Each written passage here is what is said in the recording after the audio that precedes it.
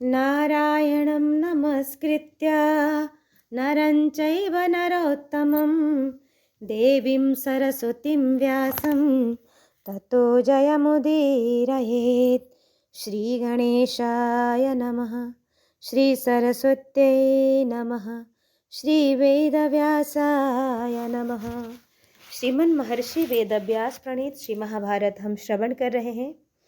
यह द्वितीय पर्व है। यहाँ विराट पर्व हम श्रवण कर रहे हैं। आज अष्टाविंशोध्याय 28वां अध्याय श्रवण करेंगे, जिसमें महाराज युधिष्ठिर की महिमा कहते हुए भीष्म की पांडवों के अन्वेषण के विषय में सम्मति।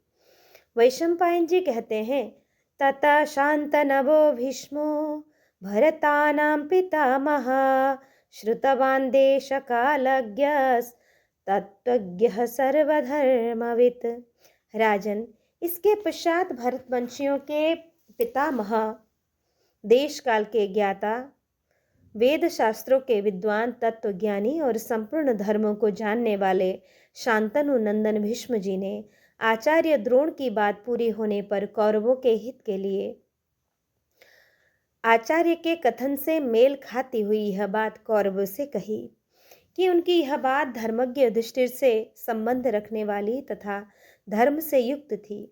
वह दुष्ट पुरुषों के लिए सदा दुर्लभ और सत्पुरुषों को सदैव प्रिय लगने वाली थी। इस प्रकार भीष्म जी ने वहां सत्पुरुषों द्वारा प्रशंसित सम्यक वचन कहा। सब विषयों के तत्वज्ञ तथा विप्रवर आचार्य द्रोण ने जैसा कहा है वह ठीक है। वास्तव में पांडव समस्त शुभ लक्षणों से संपन्न, साधु पुरुषोचित नियमों एवं व्रत के पालन में तत्पर, वेदोक्त व्रत के पालक, नाना प्रकार की श्रुतियों के ज्ञाता, बढ़े बूढ़ों के उपदेश और आदेश के पालन में संलग्न, सत्य व्रत परायण तथा शुद्ध व्रत धारण करने वाले हैं। वे अज्ञातवास के नियत समय को जानते हैं, इसलिए उसका पालन कर रहे हैं। पांडव क्षत्रिय धर्म में नित्य अनुरक्त रहकर सदा भगवान श्री कृष्ण का अनुगमन करने वाले हैं। वे उत्तम वीर पुरुष, महात्मा, महाबलवान तथा साधु पुरुषों के लिए उचित कर्तव्य का भार वहन कर रहे हैं, अतः वे कष्ट भोगने या नष्ट होने योग्य नहीं हैं। पांडव अपने धर्म तथा उत्तम पराक्रम से सुरक्षित हैं, अतः वे नष्ट नहीं हो सकते। यह मेरा निश्चित विचार है। भरत नंदन, पांडवों के विषय में मेरी बुद्धि का जो निश्चय है उसे बताता हूँ। जो उत्तम नीति से संपन्न है, उसकी उस नीति का अनुसंधान दूसरे अनीति परायण मनुष्य नहीं कर सकते। पांडवों के संबंध में अपनी बुद्धि से भलीभांति सोच विचार कर मुझे जो युक्ति संगत जान पड़ा है, वही उपाय हम यहाँ कर सकते हैं। मैं उसे द्रोण के कारण नहीं, तुम्हारे भले के लिए बताता हूँ। ध्यान देकर सुनो। युधिष्ठिर जी की जो नीति है, उसकी मेरे जैसे पुरुषों को कभी निंदा नहीं करनी चाहिए। उससे अच्छी नीति ही कहनी चाहिए। अनीति कहना किसी प्रकार ठीक नहीं है। तात, जो वृद्ध पुरुषों के अनुशासन में रहने वाला और सत्य पालक है, वह धीर पुरुष यदि साधु पुरुषों के समाज में कुछ कहना चाहता है, तो उसे यहाँ सर्वथा धर्म प्राप्त करने की इच्छा से यथार्थ एवं उचित बात ही कहनी चाहिए। अतः इस 13वें वर्ष में धर्मराज युधिष्ठिर के निवास के संबंध में दूसरे लोग जैसी धारणा रखते हैं, वैसा मैं नहीं मानता। तात, जिस नगर या राष्ट्र में राजा युधिष्ठिर निवास करते होंगे, वहाँ के राजाओं का अकल्याण नहीं हो सकता। जहाँ राजा युधिष्ठिर होंगे, उस जनपद के लोगों को दानशील, उदार, विनयी और लज्जाशील होना चाहिए। जहाँ राजा युधिष्ठिर होंगे, वहाँ के मनुष्य सदा प्रिय वचन बोलने वाले, जितेंद्रिय, कल्याण भागी, सत्यपरायण, हृष्ट पुष्ट, पवित्र और कार्यकुशल होंगे। वहाँ न तो कोई दूसरे के दोष देखने वाला होगा और न ईर्ष्यालु, न किसी में अभिमान होगा और न मात्सर्य द्वेष। वहाँ के सब लोग स्वयं ही धर्म में तत्पर होंगे। उस देश या जनपद में प्रचुर रूप से वेद ध्वनि होती होगी, यज्ञों में पूर्णाहुतियाँ दी जाती होंगी और बड़ी बड़ी दक्षिणाओं वाले बहुत से यज्ञ हो रहे होंगे। वहाँ मेघ सदा ठीक ठीक वर्षा करता होगा, इसमें संशय नहीं है।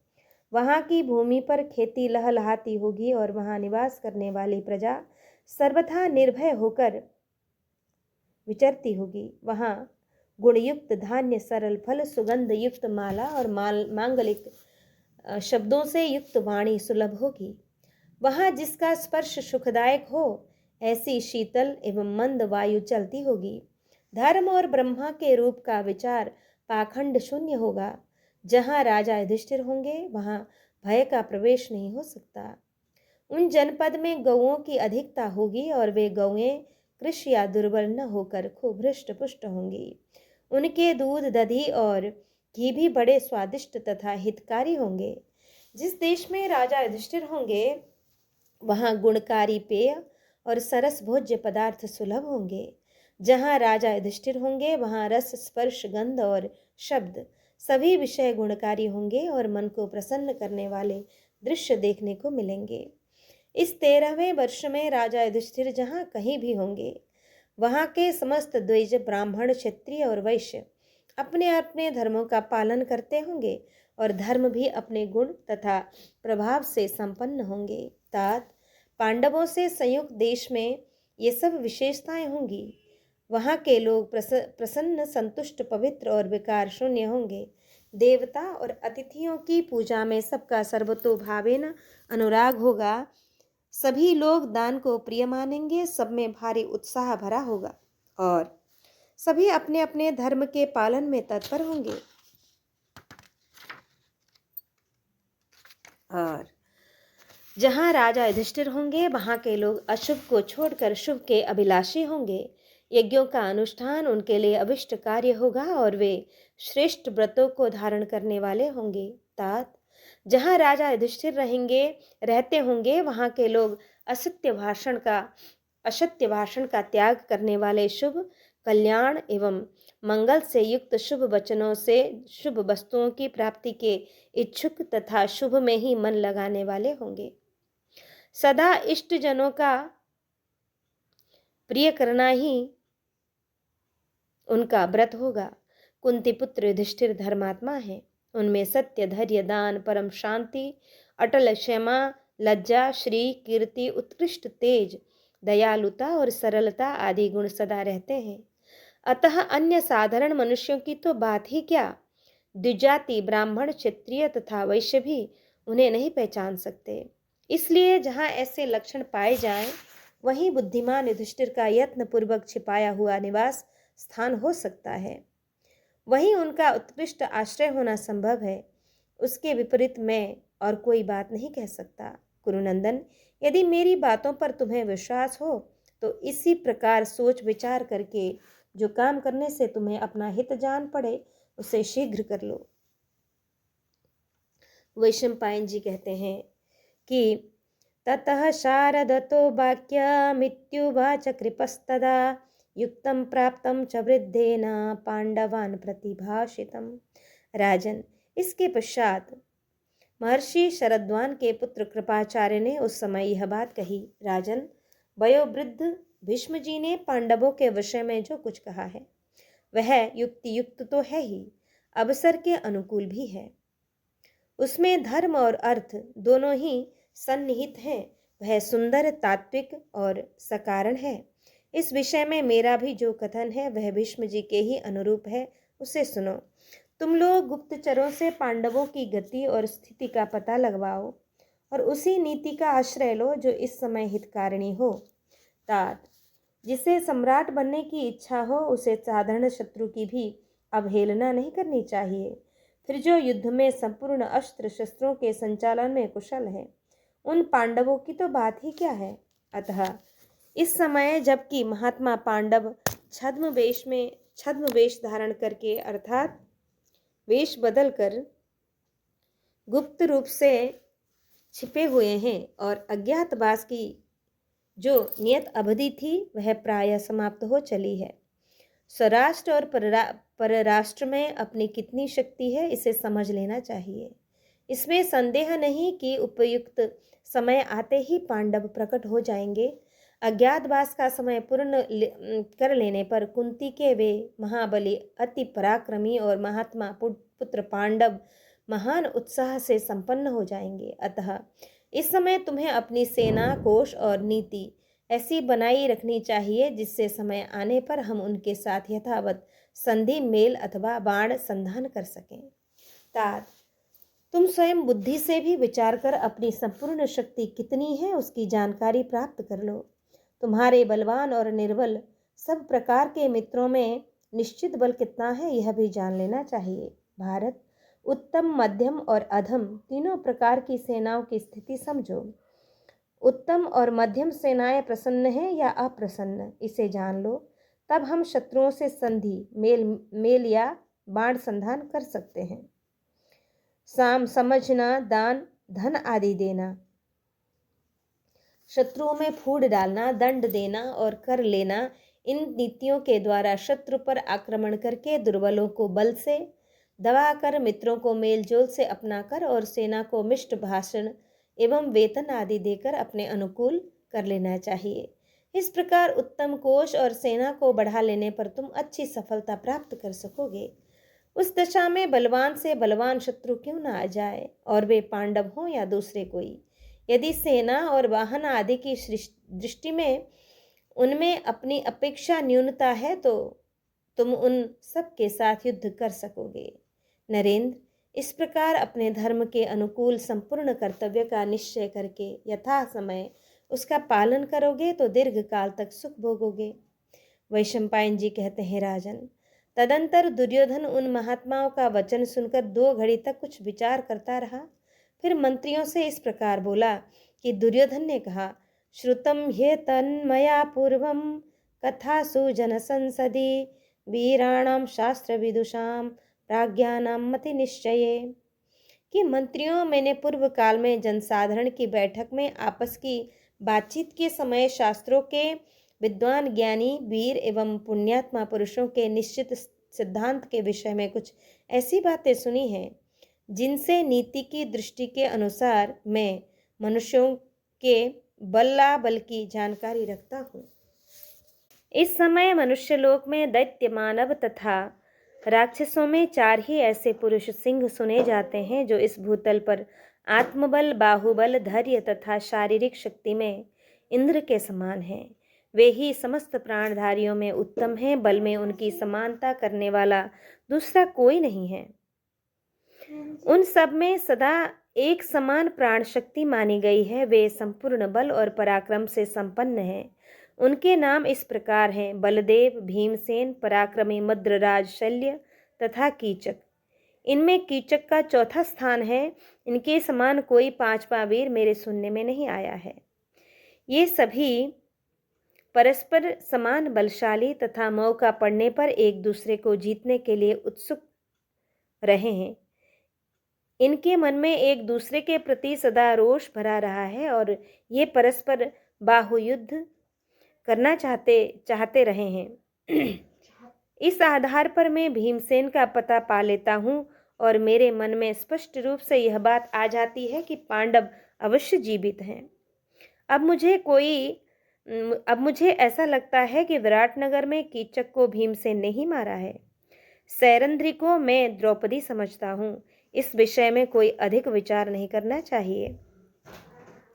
मुझे संदेह है कि द्रौपदी के निमित्त से भीमसेन ने ही गंधर्व का नाम धारण करके रात्रि के समय महाबली कीचक को मारा होगा। भीमसेन के सिवा दूसरा कौन ऐसा वीर है जो बिना अस्त्र शस्त्र के केवल शारीरिक शक्ति और बाहुबल से कीचक को मार सके तथा उसके संपूर्ण अंगों को चूर चूर करने और शीघ्रतापूर्वक अस्थि, चर्म एवं मांस के उस चूर्ण समुदाय को मसलकर मांस पिंड बना देने में समर्थ हो। अतः यह निश्चित रूप से कहा जा सकता है कि दूसरा रूप धारण करके भीमसेन ने ही यह पराक्रम किया है। गंधर्व नामधारी भीम ने कृष्णा के लिए रात के समय सूत पुत्रों का वध किया है, इसमें संशय नहीं है। पितामह भीष्म ने युधिष्ठिर के निवास के प्रभाव से देश और जन समुदाय के जो गुण बताए हैं उनमें से भी बहुत से गुण मत्स्य राष्ट्र में दूतों द्वारा मेरे सुनने में आया है। इसे मैं मानता हूँ कि पांडव राजा विराट के रमणीय नगर में निवास करते और छद्म वेश धारण करके गुप्त रूप से विचरते हैं। अतः वहाँ की यात्रा करनी चाहिए। हम लोग वहां चलकर मत्स्य राष्ट्र को तहस नहस करेंगे और राजा विराट के गोधन पर अपना अधिकार कर लेंगे। उनके गोधन का अपहरण कर लेने पर निश्चय ही पांडव भी हम लोगों के साथ युद्ध करेंगे। ऐसी दशा में यदि अज्ञातवास का समय पूर्ण होने से पूर्व ही हम पांडवों को देख लेंगे तो उन्हें पुनः दूसरी बार 12 वर्षों के लिए वन में प्रवेश करना पड़ेगा। अतः दोनों में से एक भी हो जाए तो भी हमें लाभ ही होगा। इस रणयात्रा से हमारे कोष की वृद्धि होगी और शत्रुओं का नाश होगा। मत्स्य देश का राजा विराट मेरे प्रति तिरस्कार का भाव रखकर यह भी कहा करता है कि पूर्व काल में धर्मराज युधिष्ठिर ने जिसका पालन पोषण किया हो वह दुर्योधन के अधिकार में कैसे जा सकता है। अतः निश्चय ही मत्स्य देश पर आक्रमण करना चाहिए। वहां की यात्रा अवश्य की जाए। यदि आप सब लोगों को अच्छा लगे तो मैं इस कार्य को नीति के अनुकूल मानता हूँ। वैशंपायन जी कहते हैं कि अथ राजा त्रिगर्तानां सुशर्मा रथयूथपः प्राप्त कालामिदं वाक्यमुवाच त्वरितो बली। जन्मेजय, तदंतर त्रिगत देश के राजा महाबली सुशर्मा ने, जो रथियों के समूह का अधिपति था, बड़ी उतावली के साथ अपना यथा समयोचित प्रस्ताव उपस्थित किया। उसने कर्ण की ओर देखकर दुर्योधन से कहा, प्रभु, पहले मत्स्य तथा शाल्व देश के सैनिकों ने अनेक बार चढ़ाई करके हमें कष्ट दिया है। मत्स्यराज के सेनापति महाबली सूत पुत्र कीचक ने अपने बंधुओं के साथ बार बार आक्रमण करके मुझे बलपूर्वक सताया है। मत्स्य नरेश ने बहुत बार अपने बल पराक्रम से धावा करके मेरे समूचे राष्ट्र को क्लेश पहुंचाया है। पहले बलवान कीचक ही उनका सेना नायक था। वह दुष्टात्मा बहुत ही क्रूर और क्रोधी था। इस भूतल पर अपने पराक्रम के लिए उसकी सर्वत्र ख्याति थी। वह अब निर्दयी और पापाचारी कीचक गंधर्वों द्वारा मार डाला गया है।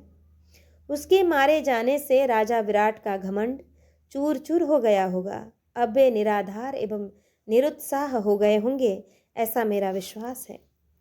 अनग, यदि आपको जचे तो मेरी यह राय है कि समस्त कौरव वीरों और महामना कर्ण का भी उस देश पर आक्रमण हो। मैं समझता हूँ इसके लिए उपयुक्त अवसर प्राप्त हुआ है। यह हमारे लिए अत्यंत आवश्यक कार्य है। हम प्रचुर धन धान्य से संपन्न मत्स्य राष्ट्र पर चढ़ाई करें। राजा विराट के यहाँ नाना प्रकार के रत्न और धन हैं। हम वे सब ले लेंगे और उनके गांव तथा संपूर्ण राष्ट्र को जीत कर आपस में बांट लेंगे। अथवा उनके यहाँ सहस्त्रों सुंदर गौओं के बहुत से समुदाय हैं। अतः बलपूर्वक उनके नगर में उत्पात मचाकर उन समस्त गौओं का अपहरण कर लेंगे। महाराज, कौरवों के साथ संगठित त्रिगर्त देशीय सैनिकों की सहायता से हम सब मिलकर विराट की गौओं को हर लेंगे और हम आपस में विभाजन करके उन्हें अपने यहाँ बांध लेंगे। साथ ही मत्स्यराज के सामर्थ्य को नष्ट करके उसकी सारी सेनाओं को अपने अधीन कर लेंगे। विराट को नीति से वश में करके हम सुख से रहेंगे। इसमें आप लोगों की सेना और शक्ति की वृद्धि भी होगी, इसमें संशय नहीं है। त्रिगत राज का यह कथन सुनकर कर्ण ने राजा दुर्योधन से कहा, सुशर्मा ने ठीक कहा है। यह समयोचित होने के साथ ही हमारे लिए हितकर भी है। इसलिए सेना को सुसज्जित करके उसे कई टुकड़ियों में बांटकर हम लोग शीघ्र यहाँ से कूच कर देंगे। अथवा अनघ, आपको जैसा ठीक लगे वैसा करें। अथवा कुरुकुल में सबसे वृद्ध हमारे पितामह परम बुद्धिमान भीष्म, आचार्य द्रोण तथा शरद्वान के पुत्र कृपाचार्य, ये लोग जैसे ठीक समझें वैसे ही यात्रा करनी चाहिए। आपस में अच्छी तरह सलाह करके हमें राजा विराट को वश में करने के लिए शीघ्र प्रस्थान कर देना चाहिए। पांडव लोग धन, बल तथा पौरुष तीनों से हीन हैं, अतः उनसे हमें क्या काम है। राजन, वे अत्यंत अदृश्य छिपे हुए हों या यमराज के घर पहुंच गए हों, हमें तो उद्वेग शून्य होकर विराट नगर की यात्रा करनी चाहिए। वहां हम लोग विराट की गौओं को तथा उनके विविध धन रत्नों को हस्तगत कर लेंगे। वैशंपायन जी कहते हैं, जन्मेजय, राजा दुर्योधन ने सूर्यपुत्र कर्ण की बात मानकर अपनी आज्ञा का पालन करने के लिए सदा सनद्ध हो रहने वाले छोटे भाई दुशासन को स्वयं ही तुरंत आदेश दिया, वृद्धजनों की सम्मति लेकर शीघ्र अपनी सेना को प्रस्थान के लिए तैयार करो। जिधर से आक्रमण का निश्चय हो उसी ओर हम कौरव सैनिकों के साथ चलें। महारथी सुशर्मा भी त्रिगर्तों के साथ निश्चित दिशा की ओर जाएं और अपने समस्त बल सेना एवं वाहनों को साथ ले लें। सब साधनों से संपन्न हो सुशर्मा पहले मत्स्य देश पर आक्रमण करे, फिर पीछे से एक दिन बाद हम लोग भी पूर्णतः संगठित हों मत्स्य नरेश के समृद्धिशाली राज्य पर धावा बोल देंगे। त्रिगत सैनिक एवं एक साथ मिलकर तुरंत विराटनगर पर चढ़ाई करें और अपने ग्वालों के पास पहुंचकर वहां के बढ़े हुए गोधन पर अधिकार कर लें। फिर हम लोग अपनी सेना को 2 टुकड़ों में बांटकर उनकी लाखों सुंदर एवं गुणवती गौओं का अपहरण करेंगे। वैशंपायन जी कहते हैं, महाराज, तदंतर पूर्व बैर का बदला लेने की इच्छा वाले त्रिगर्त देशीय रथी और पैदल सैनिक कवच आदि धारण करके तैयार हो गए। वे भी सभी महान बलवान और प्रचंड पराक्रमी थे। सुशर्मा ने विराट की गौओं का अपहरण करने के लिए पूर्ण निश्चित योजना के अनुसार कृष्ण पक्ष की सप्तमी को अग्निकोण की ओर से विराटनगर पर चढ़ाई की। राजन, फिर दूसरे दिन अष्टमी को दूसरी ओर से सब कौरवों ने मिलकर धावा किया और गौओं के सहस्त्रों झुंड पर अधिकार जमा लिया। वैशंपायन जी कहते हैं, महाराज, उन दिनों छद्म वेश में छिपकर उस श्रेष्ठ नगर में रहते हुए और महाराज विराट के कार्य संपादन करते हुए अतुलित तेजस्वी महात्मा पांडवों का 13वां वर्ष भलीभांति बीत चुका था। कीचक के मारे जाने पर शत्रुहंता राजा विराट कुंती पुत्र युधिष्ठिर के प्रति बड़ी आदर बुद्धि रखने और उनसे बड़ी बड़ी आशाएं करने लगे थे। भारत, तदंतर 13वें वर्ष के अंत में सुशर्मा ने बड़े वेग से आक्रमण करके विराट की बहुत सी गौओं को अपने अधिकार में कर लिया। इससे उस समय बड़ा भारी कोलाहल मच गया। धरती की धूल उड़कर ऊंचे आकाश में व्यक्त हो गई। शंख, दुंदुभी तथा नगारों की महान शब्द सब ओर गूंज उठे। बैलों, घोड़ों, रथों, हाथियों तथा पैदल सैनिकों की आवाज सब ओर फैल गई। इस प्रकार इन सब के साथ आक्रमण करके जब त्रिगर्त देशीय योद्धा मत्स्यराज के गोधन को लेकर जाने लगे, उस समय उन गौओं के रक्षकों ने उन सैनिकों को रोका। भारत, तब त्रिगर्तों ने बहुत सा धन देकर उसे अपने अधिकार में करके शीघ्रगामी अश्वों तथा रथ समूहों द्वारा युद्ध में विजय का दृढ़ संकल्प लेकर उन गो रक्षकों का सामना करना आरंभ किया। त्रिगर्तों की संख्या बहुत थी। वे हाथों में प्राच और तोमर लेकर विराट के ग्वालों को मारने लगे। तथापि गो समुदाय के प्रति भक्ति भाव रखने वाले वे ग्वाले बलपूर्वक उन्हें रोके रहे। उन्होंने फरसे, मूसल, भिंदी, पाल, मुदगर एवं कर्षण नामक विचित्र शस्त्रों द्वारा सब ओर से शत्रुओं को अश्व से मार भगाया।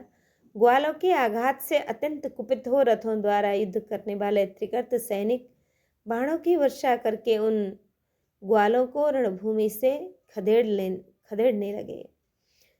तब उन गौओं का रक्षक गोप, जिसने कान में कुंडल पहन रखे थे, रथ पर आरूढ़ हो तीव्र गति से नगर में आया और मत्स्यराज को देखकर दूर से ही रथ से उतर पड़ा। अपने राष्ट्र की उन्नति करने वाले महाराज विराट कुंडल तथा अंगद बाजूबंदधारी शूरवीर योद्धाओं से घिरकर मंत्रियों तथा महात्मा पांडवों के साथ राजसभा में बैठे थे।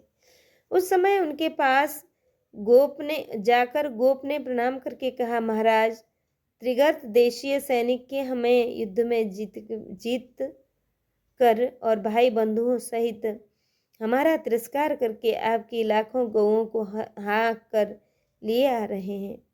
राजेंद्र, उन्हें वापस छुड़ाने की चेष्टा कीजिए, जिससे आपके वे पशु नष्ट न हो सकें।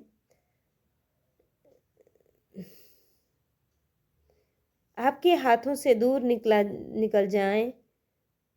ये सुनकर राजा को मत्स्य देश की सेना एकत्र हुई। यह सुनकर राजा ने मत्स्य देश की सेना एकत्र की। उसमें रथ, हाथी, घोड़े और पैदल सब प्रकार के सैनिक भरे थे और वह सेना ध्वजा पताकाओं से व्याप्त थी। फिर राजा तथा राजकुमारों ने पृथक पृथक कवच धारण किए। वे कवच बड़े चमकीले, विचित्र और शूरवीरों के धारण करने योग्य थे। राजा विराट की प्रिय भाई शतानीक ने सुवर्णमय कवच ग्रहण किया, जिसके भीतर हीरे और लोहे की जालियां लगी थी। शतानीक से छोटे भाई का नाम मदिराक्ष था। उन्होंने सुपर्ण पत्र से आच्छादित सुदृढ़ कवच धारण किया, जो सारा का सारा संपूर्ण अस्त्र शस्त्रों को सहन करने में समर्थ फौलाद का बना हुआ था। मत्स्य देश के राजा विराट ने अवेद्य कल्प नामक कवच ग्रहण किया, जो किसी भी अस्त्र शस्त्र के कट नहीं सकता था। उसमें सूर्य के समान चमकीली 100 फुलियां लगी थीं, 100 भंवरें बनी थी, 100 बिंदु सूक्ष्म चक्र और 100 नेत्र के समान आकार वाले चक्र थे। इसके सिवा उसमें नीचे से ऊपर तक सौगंधिक कल्हार जाति के 100 कमलों की आकृतियां पंक्तिबद्ध बनी हुई थी। सेनापति सूर्यदत्त शतानीक ने पृष्ठभाग में सुवर्ण जटित एक सूर्य के समान चमकीला कवच पहन रखा था। विराट के ज्येष्ठ पुत्र वीर वरशंख ने श्वेत रंग का एक सुदृढ़ कवच धारण किया, जिसके भीतरी भाग में लोहा लगा था और ऊपर नेत्र के समान 100 चिन्ह बने हुए थे। इसी प्रकार सैकड़ों देवताओं के समान रूपवान महारथियों ने युद्ध के लिए उद्यत हो अपने अपने वैभव के अनुसार कवच पहन लिए। वे सब के सब प्रहार करने में बड़े कुशल थे।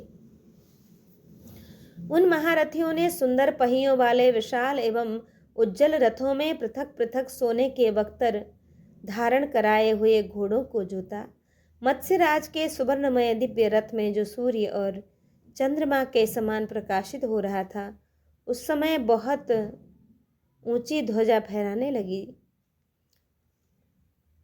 अथान्यान विविधाकारान ध्वजान हेम परिष्कृतान यथा स्वं क्षत्रियः शूरा रथेषु समयोजयत। इस प्रकार अन्य शूरवीर क्षत्रियों ने अपने अपने रथों में यथाशक्ति सुवर्ण मंडित नाना प्रकार की ध्वजाएं फहराई।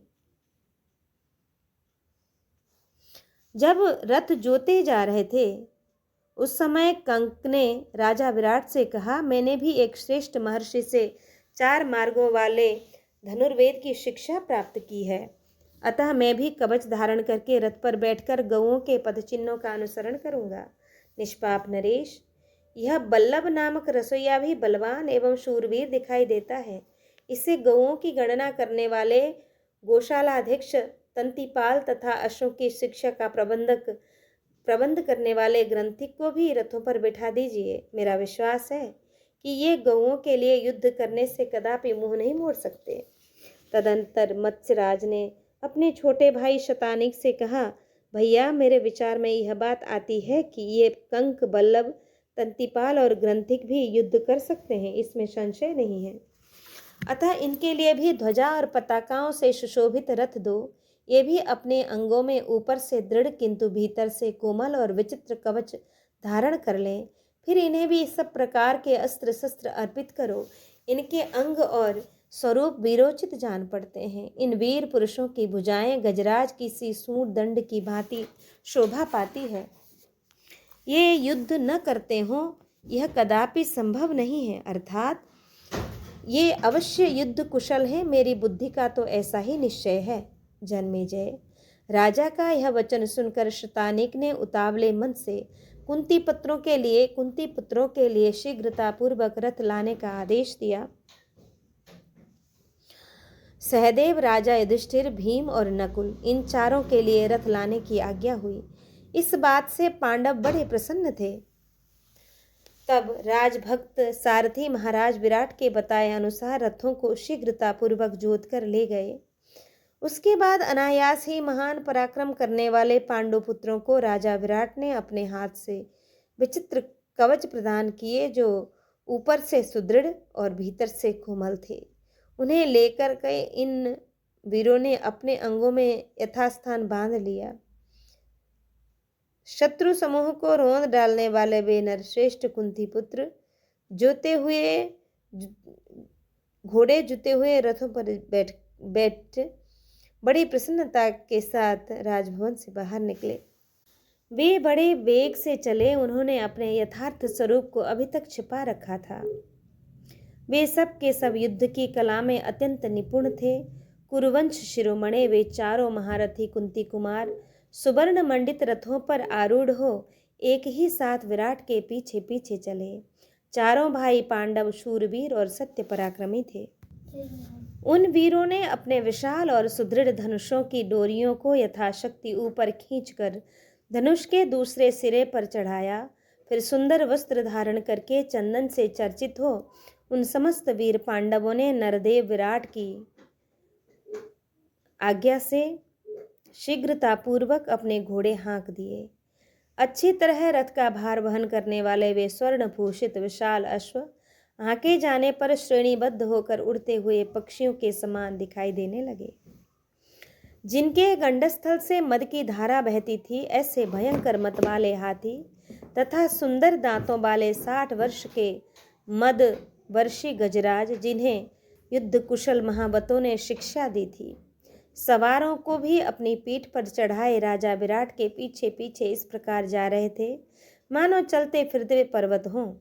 युद्ध की कला में कुशल प्रसन्न रहने वाले तथा उत्तम जीविका वाले मत्स्य देश के प्रधान प्रधान वीरों की उस सेना में 8000 रथी, 1000 हाथी सवार तथा 60,000 घुड़सवार थे, जो युद्ध के लिए तैयार होकर निकले थे।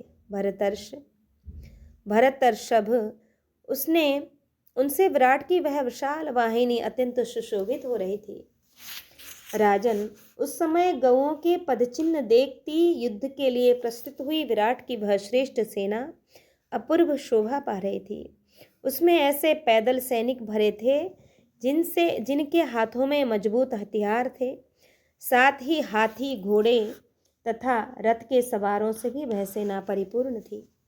वैशंपायन जी कहते हैं कि राजन, नगर से निकलकर प्रहार करने में कुशल वे मत्स्य देशीय वीर योद्धा अपनी सेना का व्यूह बनाकर चले और सूर्य के ढलते ढलते उन्होंने त्रिगर्तों को पकड़ लिया।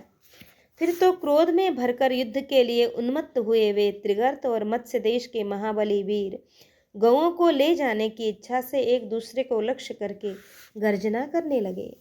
हाथियों पर चढ़कर उन्हें चलाने में कुशल श्रेष्ठ महावतों द्वारा तोमरों और अंकुशों की मार से आगे बढ़ाए हुए भयंकर और मतवाले गजराज दोनों ओर से एक दूसरे पर टूट पड़े। परस्पर शस्त्रों का प्रहार करने वाले हाथी सवारों का वह कोलाहल पूर्ण भयंकर युद्ध रोंगटे खड़े कर देने वाला एवं महा संहारकारी था। राजन, सूर्य पश्चिम की ओर ढल रहे थे। उस समय पैदल रथी, हाथी सवार तथा घुड़सवारों के समूह से भरा हुआ वह युद्ध देवासुर संग्राम के समान हो रहा था। एक दूसरे पर धावा बोलकर आपस में मार काट मचाने वाले उन सैनिकों के पदाघात से इतनी धूल उड़ रही थी कि कुछ भी सूझबूझ नहीं पड़ता था। सेना की धूल से आच्छादित होकर उड़ते हुए पक्षी भी भूमि पर गिर जाते थे। वे दोनों ओर से छूटे हुए बाणों द्वारा आकाश खचाखच भर जाने के कारण सूर्यदेव का दिखना बंद हो गया। बाणों के कारण अंतरिक्ष मानो जुगनुओं से भर गया, ऐसा जान पड़ता था। इस प्रकार चमक हो रहा था।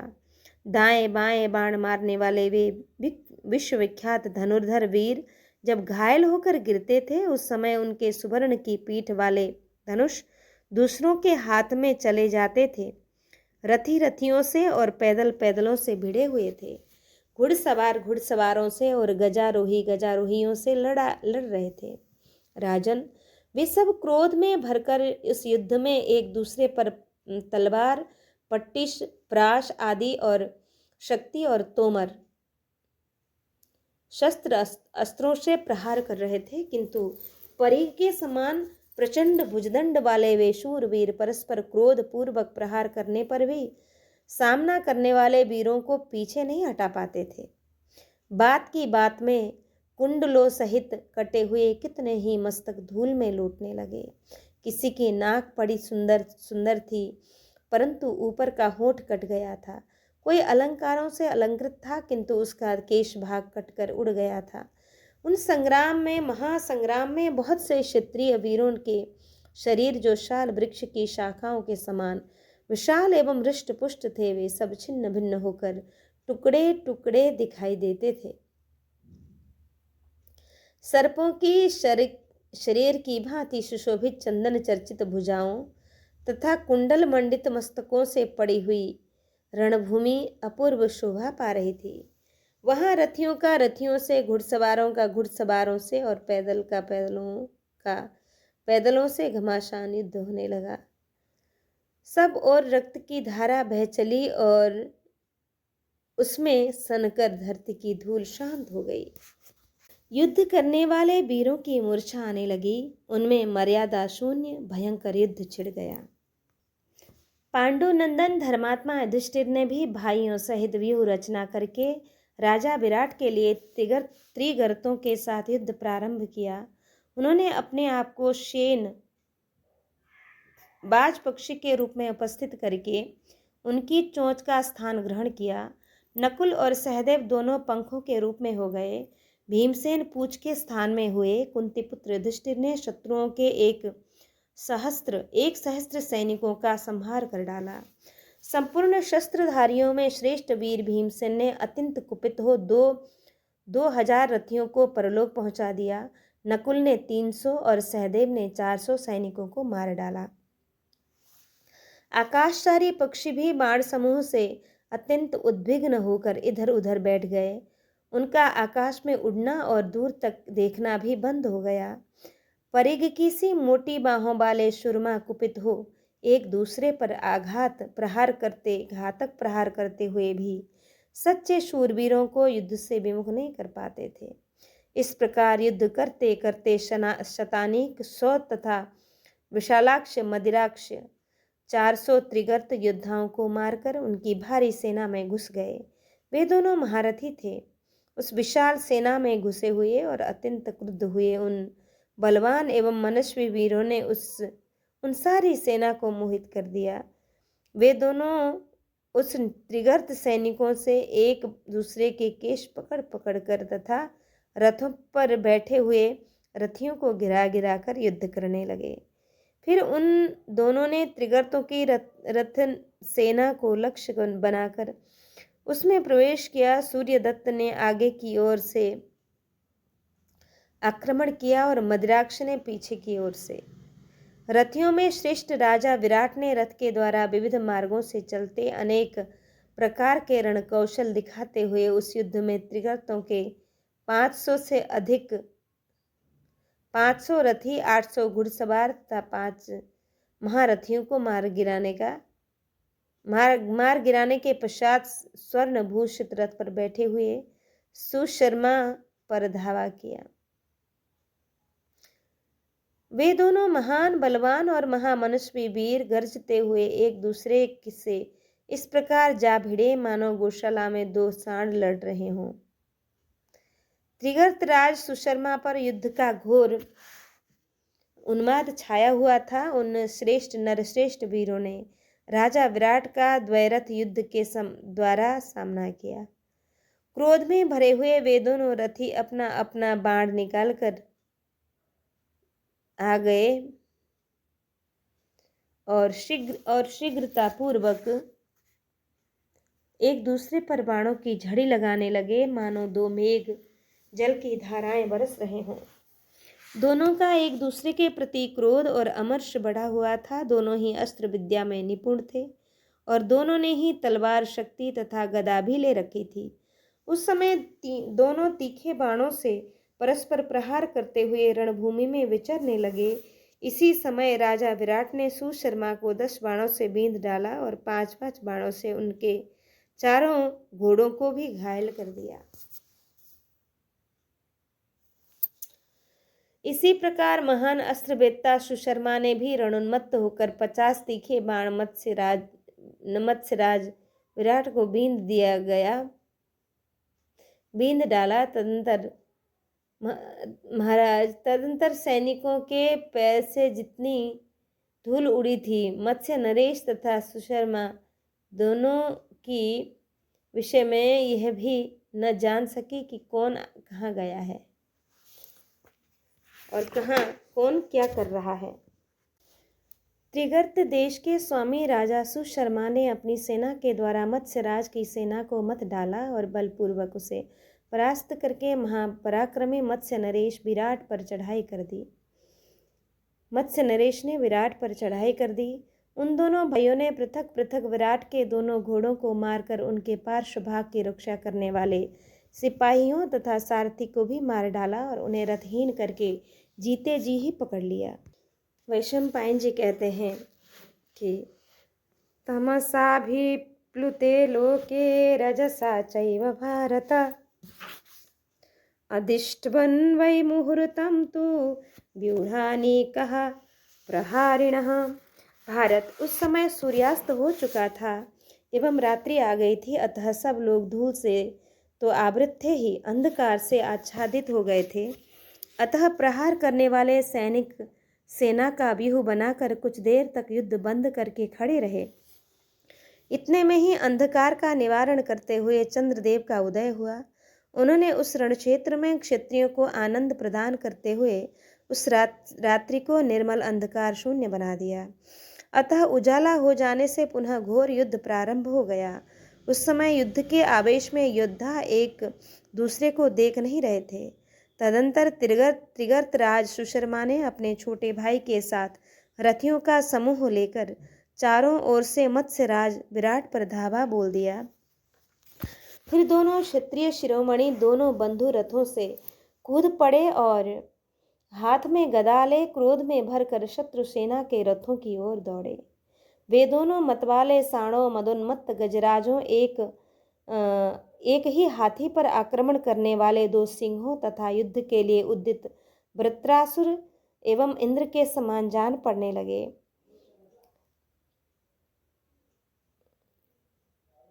दोनों का बल और उत्साह समान था। वे दोनों ही एक जैसे पराक्रमी और एक से ही अस्त्र शस्त्रों के ज्ञाता थे। युद्ध करने की कला में वे दोनों ही वीर अत्यंत निपुण थे। उसी प्रकार उन सब की सेनाएं भी कुपित हो गदा, तलवार, खड्ग, फरसे और भलीभांति तेज किए हुए तीखी धार वाले प्रांसों, भालों से प्रहार करती हुई एक दूसरी पर टूट पड़ी।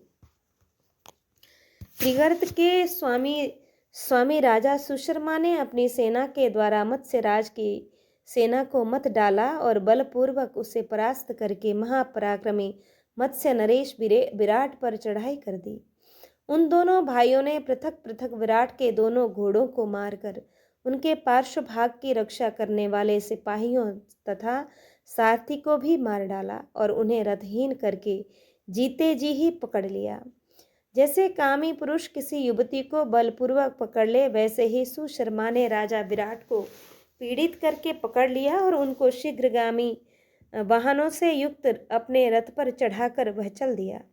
अतिशय बलवान राजा विराट जब रथहीन होकर पकड़ लिए गए, तब त्रिगर्तों द्वारा अत्यंत पीड़ित हुए मत्स्यदेशीय सैनिक भयभीत होकर भागने लगे।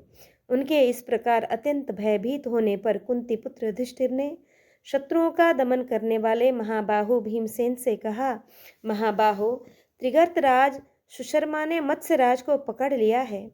उन्हें शीघ्र छुड़ाओ, जिससे वे शत्रुओं के वश में न पड़ जाएं। हम सब लोग उनके यहाँ सुखपूर्वक रह रहे हैं और उन्होंने हमें सब प्रकार की अविष्ट वस्तुएं देकर हमारा भलीभांति सत्कार किया है। अतः भीमसेन, तुम्हें उनके घर में रहने के उपकार का बदला अवश्य चुकाना चाहिए।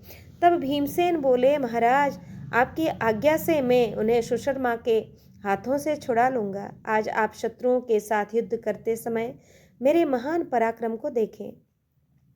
मैं अपने बाहुबल का भरोसा करके लड़ूंगा। राजन, आज आप भाइयों सहित एकांत में खड़े होकर अब मेरा पराक्रम देखें। यह सामने जो महान वृक्ष है, उसकी शाखाएं बड़ी सुंदर हैं। यह तो मानो गदा के ही रूप में खड़ा है।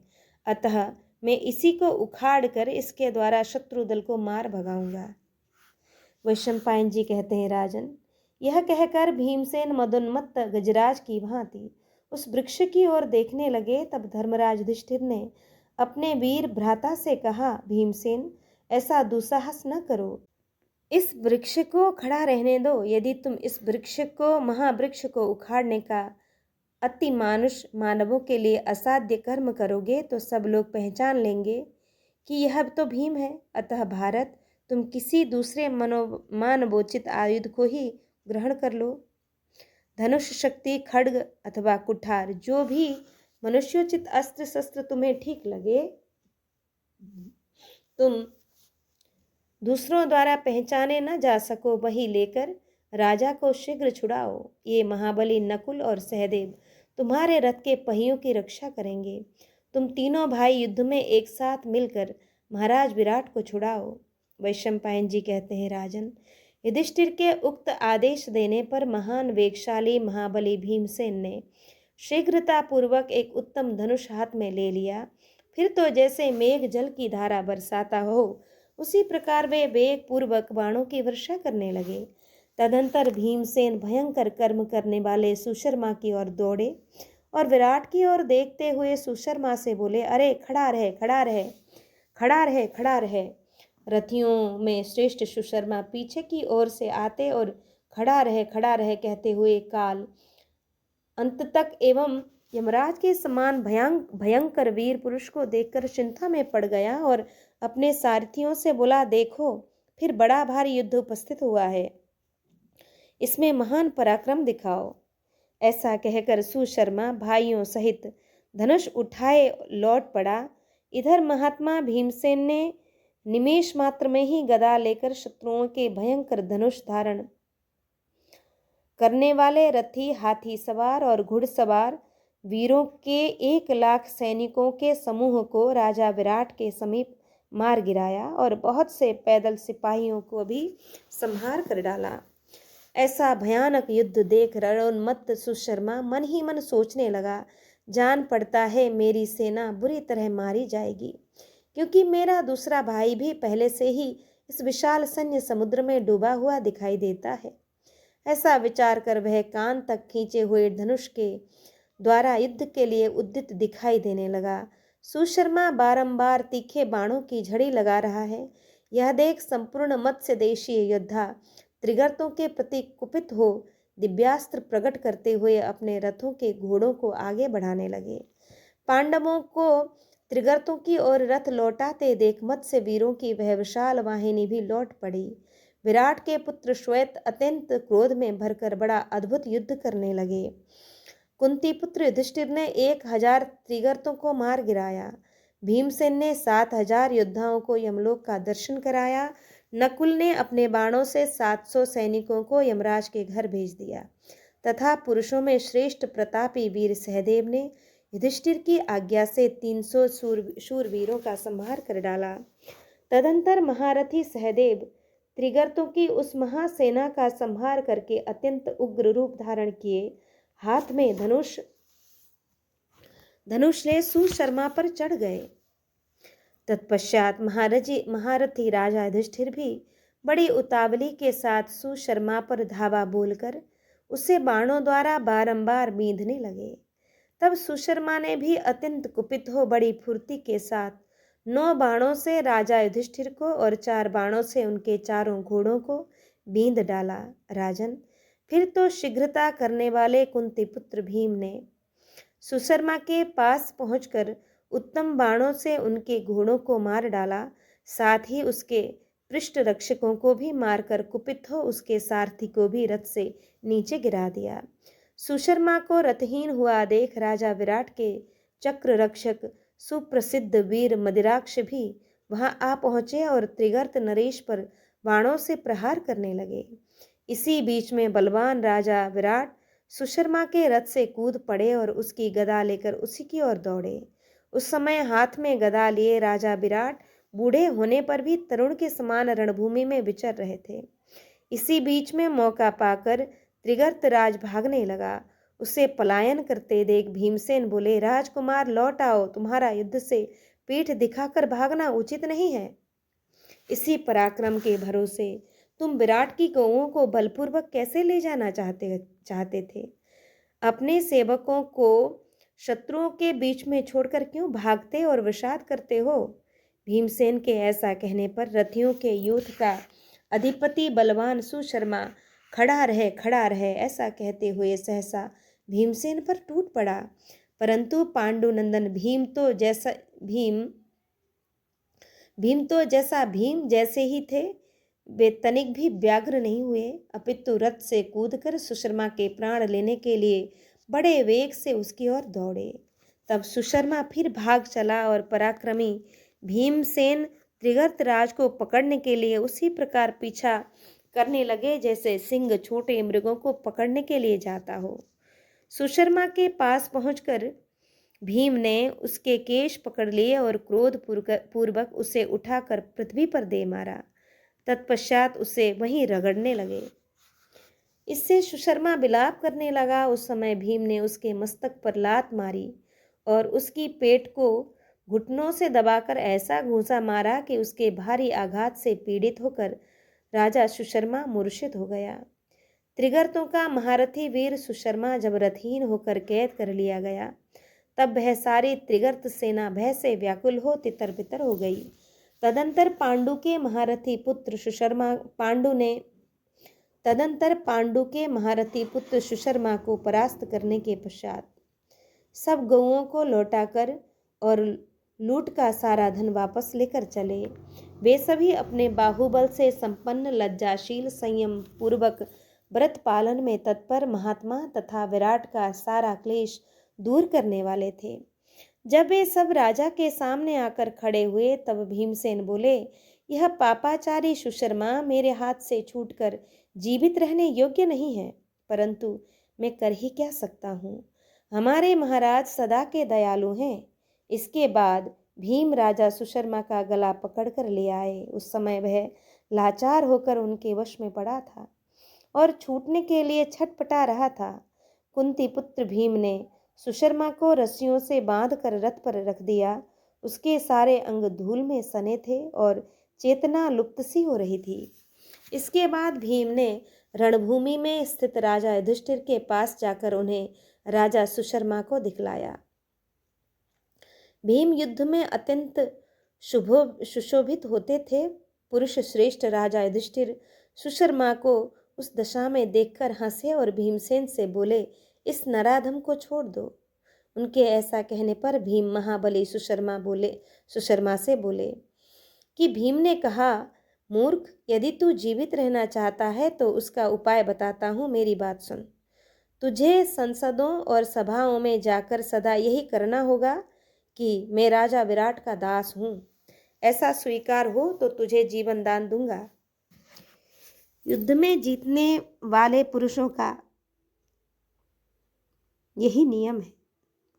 तब बड़े भ्राता युधिष्ठिर ने भीम से प्रेम पूर्वक कहा कि भैया, यदि तुम मेरी बात मानते हो तो इस पापाचारी को छोड़ दो। यह महाराज विराट का दास तो हो ही चुका है। इसके बाद वे सुशर्मा से बोले, तुम दास नहीं रहे, जाओ, छोड़ दिए गए, फिर कभी ऐसा काम न करना।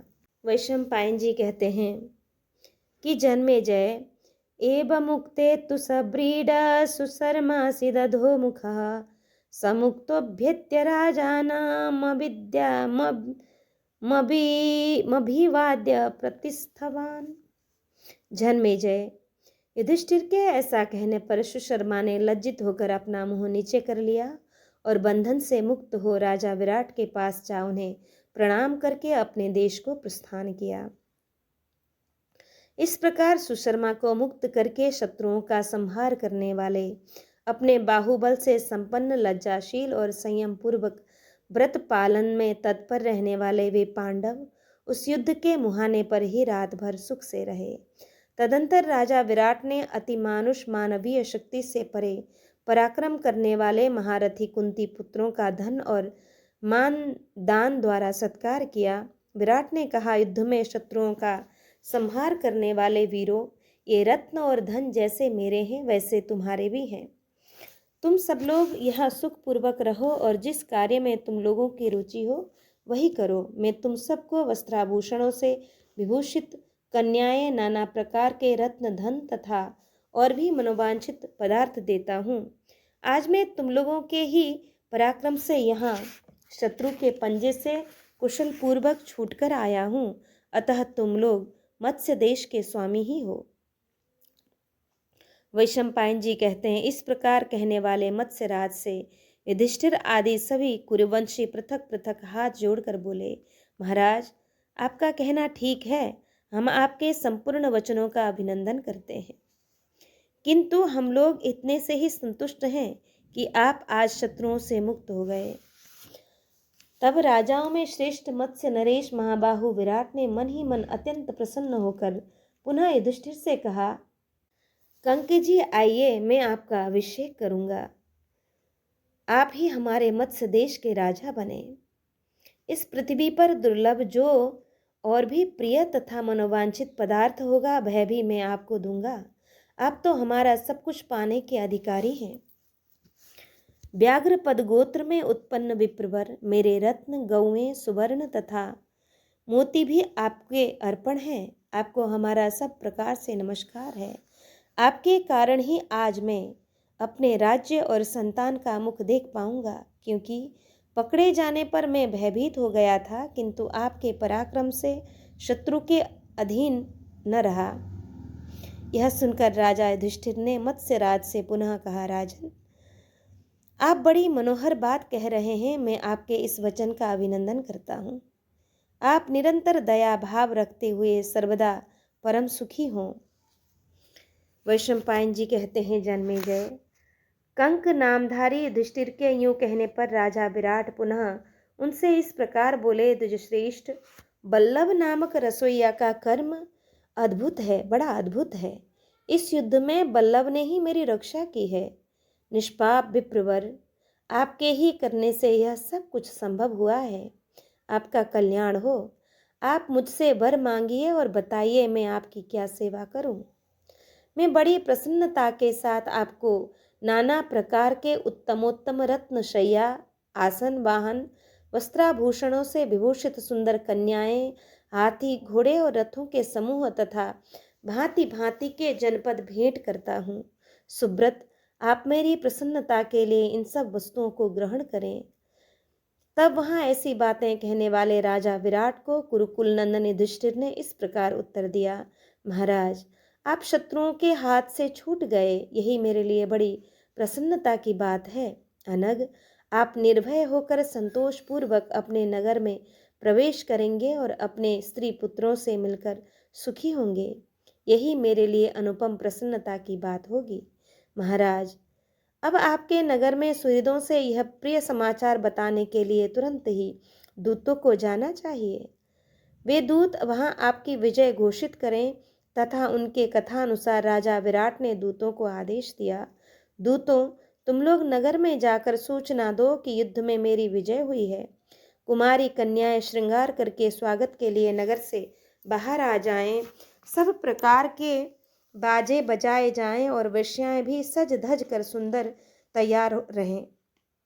मत्स्यराज की इस आज्ञा को सुनकर उसे शिरोधार्य करके दूत प्रसन्न चित्त होकर चले।